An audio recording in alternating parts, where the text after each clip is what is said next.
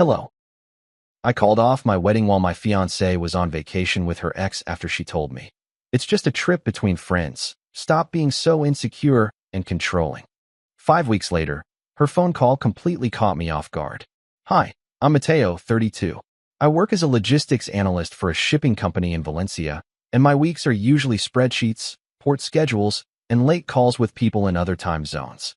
I'm not rich, but I'm steady, and I'm the type who pays bills early and keeps receipts.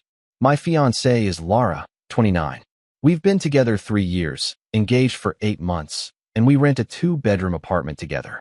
We split chores, and up until recently, I thought we split the stress pretty evenly too. The wedding was set for early summer. Not huge, about 70 people, but not cheap either. Laura wanted it to look expensive without being called expensive. She had opinions about everything, down to the thickness of the invitation paper and whether the chairs looked too basic in photos. I can handle opinions. What got old was the way she delivered them. Like every vendor was lucky she was even considering them. I agreed to take overtime because it felt cleaner than debt. My company was short-staffed, so overtime was basically unlimited if you were willing to live at your desk. I did it. Extra evenings. A couple Saturdays. I told myself it was temporary and it was for us. Laura said she appreciated it, but her actions were more like she appreciated the results. She'd ask what I made that week and then immediately bring up upgrades. Better flowers. A bigger bar package. A different photographer because the one we booked had a vibe issue. If I hesitated, she'd roll her eyes and say I was acting poor. At home, she was on her phone constantly. Not in a normal scrolling way. More like quick tilts of the screen when I walked by, then bright smiling at something, then going flat when I asked what was so funny. She also started dressing up more for random errands. Full makeup to go pick up groceries. Perfume on a Tuesday afternoon when she said she was just meeting a friend for coffee. I didn't accuse her of anything because I didn't actually have anything, and I'm not interested in being the guy who interrogates his partner like a cop. But I started noticing patterns, and once you notice patterns, you either ignore them or you start keeping track. Last week, I came home after a 12-hour shift and saw her laptop open on the couch. A notification popped up and vanished fast, but I caught the name. Nico. I know that name because Nico is her ex. The one she calls toxic. The one she says she learned her lesson from. The one she promised she had blocked everywhere. I stood there for a second longer than I should have, and Laura walked in from the kitchen and snapped at me for hovering like a weirdo.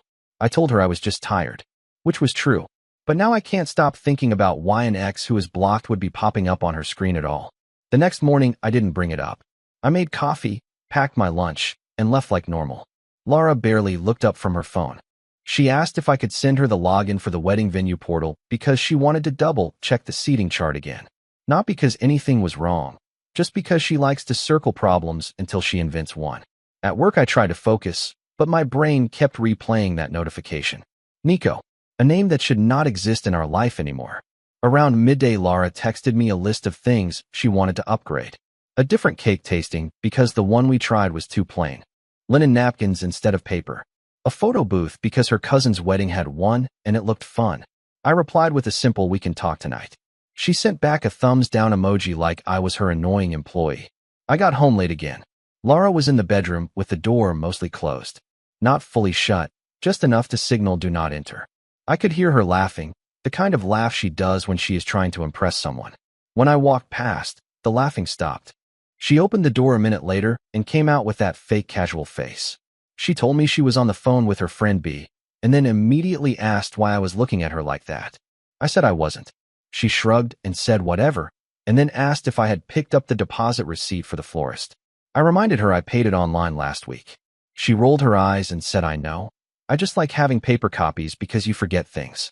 That was a new thing too.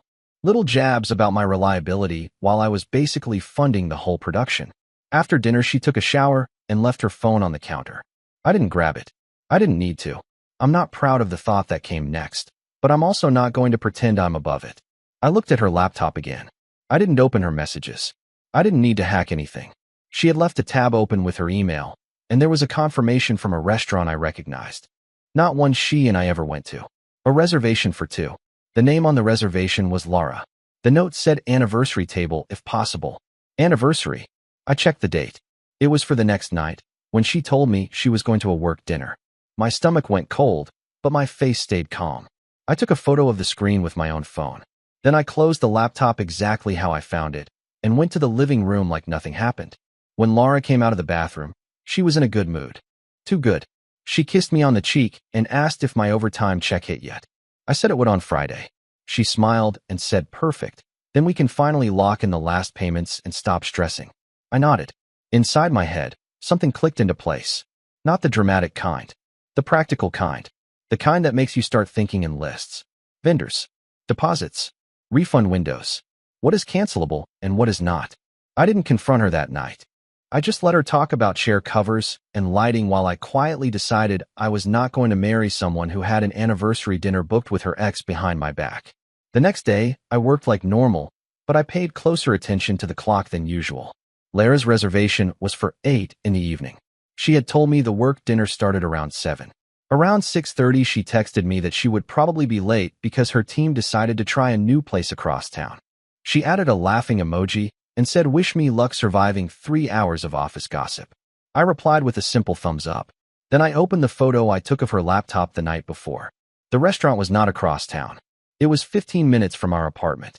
That detail mattered to me more than the cheating itself. Cheating is already bad. Lying badly while doing it is worse. I finished my shift and drove home instead of heading toward the restaurant. I wanted to see what she did when she thought nobody was watching. At 7:15, I parked down the street from our building. Our apartment windows faced the road, and the living room lights were on. At 7:25, the front door opened, and Laura walked out. Work dinner Laura looked very different from the Laura I saw that morning. She was wearing the red dress she usually saves for weddings and formal events. Full makeup, hairstyled. The perfume she only uses when she wants attention. She checked herself in the reflection of her phone screen before locking the door. Then she walked toward the corner and called a ride. No hesitation. No rushing. She looked excited. I waited about 10 minutes before starting the car. Not because I was trying to follow her like a detective. Honestly, I just wanted confirmation that my brain was not inventing a story out of a single email. The restaurant was easy to find. Valencia is not a giant city, and the place was popular enough that the outside tables were almost full. I parked across the street and waited. At 8 on the dot, Laura stepped out of a car and walked toward the entrance. A man was already standing there. I recognized him instantly, even though I had only seen photos before. Nico. He looked exactly like the type Laura used to complain about. Good hair, tight shirt, the kind of smile that works on people who want to be impressed. They didn't greet each other like distant acquaintances. They hugged the kind of hug that lasts a little too long for people who supposedly hate each other. Then they went inside together. I sat in the car for about 5 minutes after that. Not angry, not shaking, just very calm. Because at that point the situation was simple. My fiancée had an anniversary dinner with her ex while I was working overtime to pay for the wedding she kept upgrading. So I drove home and started opening every wedding contract we had saved on my computer. Most people think the worst moment is catching someone cheating. For me, it was the quiet hour after. I sat at the kitchen table with my laptop and started opening contracts. Venue, catering, photographer, flowers, DJ, rentals. Each one had its own terms about deposits and cancellation windows. The venue was the biggest one. 30% paid up front. Another 20% due 2 months before the date. We were still just inside the window where the second payment had not been processed yet. That mattered. I made a simple list on paper. Vendor name, deposit amount, refund policy, cancellation contact. It felt weirdly similar to work. Just a problem with numbers and deadlines. Around 9:30, Laura texted me. She said the work dinner was dragging and she might grab a drink after with the team. She added a tired emoji like she was suffering through it. I looked at the message for a few seconds, then put the phone down. 10 minutes later, I emailed the venue coordinator. I kept it short and professional. Personal circumstances. Wedding canceled. Please confirm refund amount based on the contract terms. Next was the photographer. Their deposit was non-refundable, but the date could be released if notice was given early enough. I sent the same message. Catering was a partial refund situation depending on timing. We were still far enough out that it was mostly safe. By the time I finished the third email, my brain had fully switched into logistics mode. I wasn't thinking about Laura sitting in that restaurant laughing with her ex. I was thinking about how much money I could recover before anything became final. At 10:15, my phone buzzed again. Another message from Laura. She asked if I could transfer €2,000 from our joint savings to the wedding account because the decorator needed confirmation for upgraded lighting. That message actually made me laugh. Not loudly, just a quiet short laugh that surprised even me. While she was having an anniversary dinner with Nico, she was still actively spending my overtime money on the wedding she apparently didn't take seriously enough to stay loyal for. I didn't reply right away. Instead, I opened the decorator contract and checked the cancellation clause. Non-refundable once final design approval is submitted. I logged into the vendor portal and saw that Laura had already approved the upgraded lighting package earlier that afternoon. Of course she had. At that point, the last piece of doubt disappeared. This wasn't confusion or mixed feelings or some emotional mistake. This was someone fully comfortable living two different lives at the same time. So I finished sending the rest of the cancellation emails. Then I logged into the wedding website and changed the password. Once the emails were sent and the website password was changed, the apartment felt unusually quiet. Not peaceful, just empty in a practical way, like a place you already know you are about to leave behind. I looked around the living room and realized something simple. Almost everything in the apartment was mine. The lease was in my name because my credit was stronger. The couch was mine from before we moved in together. The TV, the kitchen table, even most of the cookware came from my old place. Laura had brought clothes, cosmetics, decorations, and a collection of plants that she regularly forgot to water. So the next logical step felt obvious. I started gathering her things. Not in an angry way. No throwing or dramatic gestures. I grabbed 2 of the large storage boxes from the closet and carried them into the bedroom. Her side of the closet was easy. Dresses first, shoes second, handbags after that. I folded what made sense to fold and laid the rest flat. The boxes filled faster than I expected. While I worked, my phone buzzed again. Laura sent a photo of a cocktail. The caption said Team Survival Drink. The restaurant logo was visible on the napkin in the corner of the picture. The same restaurant from the reservation. She either didn't notice it or didn't care enough to crop it. I didn't reply. Instead, I moved to the bathroom and cleared half the cabinet. Makeup bags, hair tools, skincare bottles that cost more than my weekly groceries. Everything went into another box. The whole process took about an hour.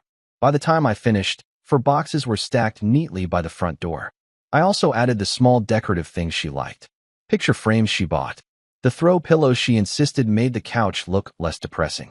The framed wedding invitation sample she had hung in the hallway 2 weeks ago. Seeing that one almost made me pause. Almost. I took it off the wall and placed it on top of the boxes. Then I sat down at the kitchen table again and opened my laptop. The venue coordinator had already replied. Cancellation confirmed. Deposit partially refundable minus administrative fee. That single email saved me almost 6,000 euros. I leaned back in the chair and looked at the stack of boxes near the door. Laura still thought she was out having a fake work dinner while her fiancé waited at home. What she didn't know was that by the time she came back tonight, there would be no wedding left to come home to. Laura came home a little after midnight. I heard her outside the door first. The quiet clacking of her heels in the hallway, then the sound of keys in the lock. I was still sitting at the kitchen table with my laptop open, exactly where she had left me earlier that evening. When she walked in, the first thing she noticed was the boxes. 4 of them stacked neatly beside the door. Her coats folded on top. The framed wedding invitation sitting right at the front. She froze for about 2 seconds. Then her face twisted into irritation instead of confusion. She asked what the hell this was supposed to be. I told her calmly that I packed her things so she could take them tonight. That's when the attitude kicked in. She dropped her purse on the counter and started talking fast, the way she does when she thinks she can bulldoze a conversation. She said I was being dramatic. She asked if this was about her being late. She said normal people don't pack someone's belongings like a psycho just because of a work dinner. I didn't argue. I turned my laptop toward her and showed her the reservation confirmation email. Her eyes moved across the screen for maybe 2 seconds before she looked away. Then she rolled her eyes. Not panic, not guilt, just annoyance. She said Nico was just someone she ran into recently, and they decided to catch up. She said the anniversary note was probably something the restaurant added automatically. She said I was overreacting and embarrassing myself. I listened to the whole speech without interrupting. When she finished, I told her I had already canceled the wedding. That was the first moment she actually looked shocked. Her eyebrows went up and she asked what I meant by canceled. I explained it slowly. Venue, catering, photographer, website, everything. For the first time that night, she stopped talking. Then she asked the only question she seemed to care about. What about the deposits? I told her some were refundable, some were not. But the bigger point was that there wasn't going to be a wedding anymore. Her expression changed again, this time into pure anger. She said I had no right to make that decision without her. I reminded her that I was the one paying for most of it while she was out celebrating an anniversary with her ex. The apartment went very quiet after that. Laura looked at the boxes again. Then she laughed in this short, sharp way and said I was acting like a jealous child. I shrugged and told her the boxes were ready whenever she wanted to take them. Laura didn't move toward the boxes. Instead, she crossed her arms and leaned against the counter like she was preparing for an argument she thought she could win. She said I was blowing something small into a huge problem. She repeated that Nico was just someone she met for dinner. She said adults are allowed to have conversations with people from their past. Then she added that if I wasn't so paranoid and controlling, I would understand that. That part didn't land the way she expected. I told her calmly that adults are also allowed to end engagements when their partner lies to their face. She scoffed and asked what lie I was even talking about. So I reminded her. She said work dinner. She sent a photo pretending to be with coworkers. She told me the place was across town. Meanwhile, she was dressed for a date at a restaurant 15 minutes away, meeting the one ex she claimed she had blocked everywhere. Laura waved her hand like I was listing minor inconveniences. She said it wasn't a big deal and I was embarrassing myself by acting like a detective. Then she asked if I had followed her. I said yes. That made her shake her head like she was the reasonable one in the room. She said, "Wow, so now you're stalking me too." I didn't bother reacting to that. Instead, I told her something simple. If she had told me earlier that she wanted to reconnect with Nico, I would have ended the relationship immediately and saved us both months of planning. But she didn't do that. She let me work overtime to pay for a wedding while she scheduled anniversary dinners with someone else. Lara's expression hardened. She said I was twisting the situation and acting like a victim. She said nothing even happened between her and Nico. I nodded and told her that didn't actually change anything. Because the kind of person who sets up secret dinners with their ex while planning a wedding isn't someone I'm interested in marrying. Another long silence followed.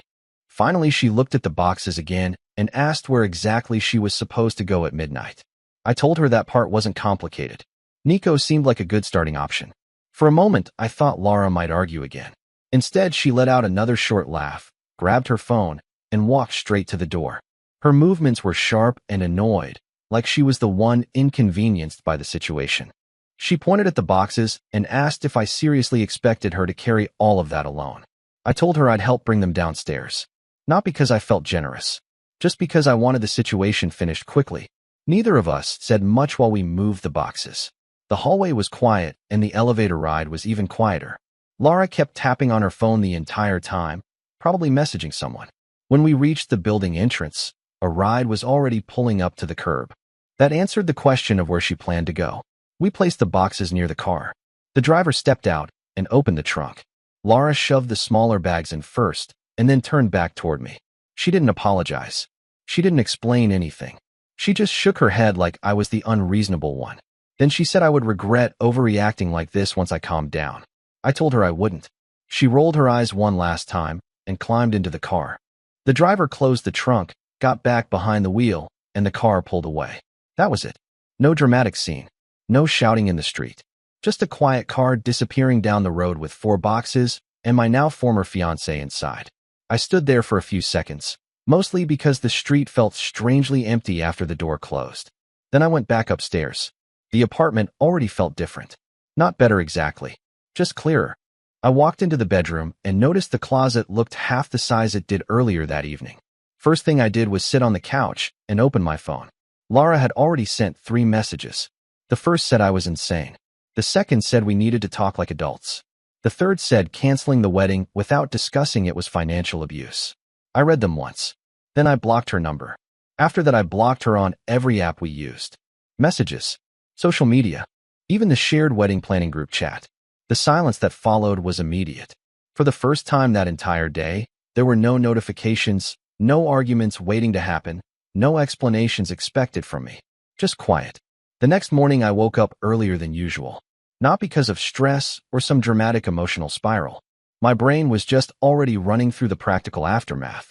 First thing I did was check my email. A few more vendor replies had come in overnight. The photographer confirmed the date had been released. Catering acknowledged the cancellation and explained the refund schedule. The DJ sent a short message saying they understood and hoped everything worked out. No drama, just business. I made coffee and sat at the kitchen table again, going through everything one by one. Refunds, remaining balances, accounts that needed to be closed. It felt a lot like cleaning up after a project that got canceled halfway through. Around 9 in the morning, I started getting messages from people who weren't blocked. Lara's cousin messaged first, then one of her friends, then my own sister. Apparently, Lara had already started telling people that the wedding was suddenly canceled and that I had thrown her out of the apartment in the middle of the night. I wasn't surprised. People like Lara move fast when they want to control the narrative. My sister called me instead of texting. She asked if everything was okay and what actually happened. I told her the short version. I said Lara had dinner with her ex while pretending she was at a work event and that I canceled the wedding when I found out. My sister was quiet for about 2 seconds before saying, "Yeah, that sounds about right." She had never fully trusted Lara. Not because of anything dramatic, just small personality things that always rubbed her the wrong way. After the call ended, I sent a short message to both families in the wedding group chat. Nothing emotional, just facts. I wrote that the wedding had been canceled due to personal circumstances and that vendors had already been notified. I apologized for the inconvenience and thanked everyone who had planned to travel. Then I left the group. About 20 minutes later, I got a call from a number I didn't recognize. I answered because sometimes vendors call from random lines. It was Lara. Not directly. She was using someone else's phone. The moment I heard her voice, I hung up and blocked that number too. Whatever she wanted to say at that point didn't matter anymore. The wedding was already gone. The apartment was quiet again. And for the first time in months, I didn't have to calculate how many extra hours I needed to work to keep someone else happy. The rest of that week settled into a strange kind of normal. Work stayed busy, which honestly helped. Logistics doesn't pause because your personal life collapses. Ships still arrive. Schedules still break. Someone still needs to figure out where containers are supposed to go next. During lunch breaks, I finished closing out the wedding situation. Most vendors were professional about it. The venue processed the partial refund. Catering confirmed the remaining balance was canceled. The photographer released the date without any issue. In total, I lost some money, but far less than I would have if I had waited another month. That alone confirmed I made the decision at the right time. Lara tried a few more ways to reach me during the first couple days. A second unknown number called once. An email came through from an address I didn't recognize that was clearly hers. The message said we needed to talk like adults and that I was destroying 3 years over nothing. I didn't respond. I blocked the email and moved on. A few days later, one of our mutual friends sent me a short message. Not gossip exactly, just an update. Apparently, Lara was already publicly back in contact with Nico. They had been seen together twice that week. According to the friend, Lara was telling people that the wedding ending was probably for the best because we were never really compatible anyway. That didn't bother me. If anything, it simplified things. Because it meant the version of the story she wanted people to believe was already drifting away from reality. Meanwhile, my reality was simple. The apartment was quieter. My schedule went back to normal hours instead of constant overtime. The money that used to go into a wedding fund stayed in my own account. About 2 weeks later, I took down the last leftover piece of the wedding planning. A folder on my laptop labeled June wedding. I looked at it for a second, then deleted it. No anger. No big emotional moment. Just a finished decision. Looking back, the part people keep asking me about is why I didn't argue more or try to work it out. The honest answer is simple. Once someone is comfortable lying to your face while you are building a future together, the future is already gone. All I really did was stop pretending it was still there. Bye-bye.